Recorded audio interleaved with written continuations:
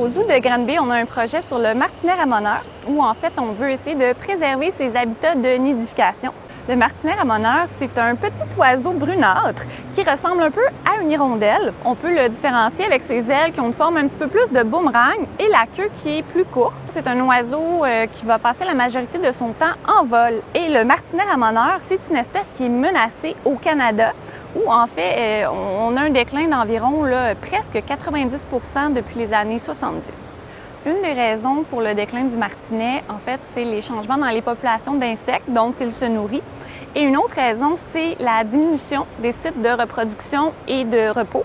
Donc, le martinet, qui est un oiseau un petit peu spécial, qui a des toutes petites pattes et en fait, il n'est pas capable de se percher. Il a vraiment besoin de surface verticale. Donc, pour se reproduire, pour se reposer aussi, il va avoir besoin de cavités, comme des arbres creux et comme des cheminées également. Donc, des sites qui sont de plus en plus en diminution, en fait, ce qui pose problème à nos amis les martinets. Au zoo de Granby, notre projet de protection du martinet ramoneur se décline principalement en 3 volets. Tout d'abord, on a un volet qui se déroule en Haute-Mauricie, dans la région du Lac-Édouard, où en fait, on veut essayer de chercher des habitats de nidification du martinet en milieu naturel, en forêt. Donc, c'est un projet où on va aller mettre des petits émetteurs sur les oiseaux, des émetteurs télémétriques qui nous permettent ensuite de suivre leur déplacement et donc de trouver les nids en forêt.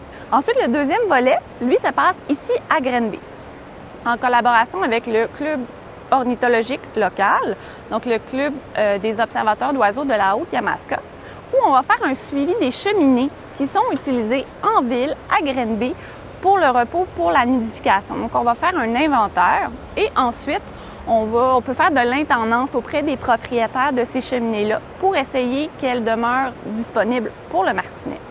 Et finalement, le troisième volet, c'est d'essayer d'aménager des habitats de substitution aux cheminées, aux arbres, donc de créer des tours à martinets. Donc, des cheminées artificielles pour la nidification, pour le repos. Et on en a un exemple ici à Granby, une cheminée qu'on a construite en collaboration avec la ville de Granby, qui a eu un beau succès, là, donc on est très contents.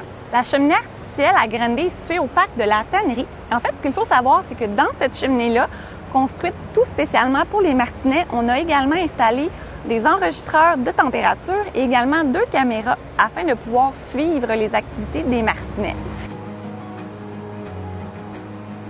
Donc, le nid, en fait, comme on peut voir juste ici, est fait de petites brindilles.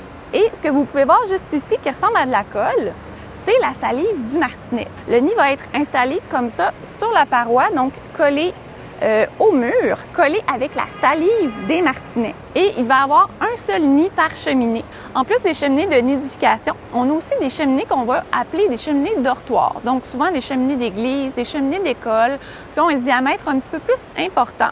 Et à ce moment-là, au retour de la migration, les martinets vont les utiliser comme site de repos, comme dortoir pour la nuit. Et à ce moment-là, vraiment, on peut avoir des dizaines et des dizaines de martinets qui vont entrer au coucher du soleil, tout le monde en même temps, et même quelques centaines. Et à Granby, on a un dortoir d'importance dans une église.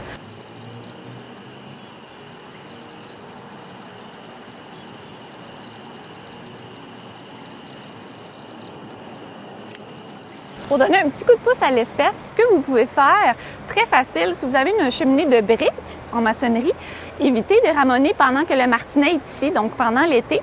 Allez-y plutôt à partir de septembre jusqu'environ au mois de mai.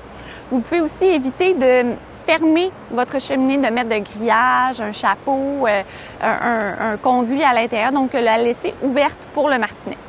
Une autre chose que les gens peuvent faire, c'est de s'impliquer dans les inventaires de martinets, s'inscrire auprès du club d'ornithologie local, aller recenser les oiseaux qui vont utiliser les cheminées de votre quartier. C'est une autre chose là, que les gens peuvent faire pour donner un petit coup de pouce à l'espèce. On est très contents. Granby est vraiment une bonne ville, en fait, pour le martinet. Il y a plusieurs cheminées, un beau dortoir. C'est vraiment un petit paradis là, pour les martinets.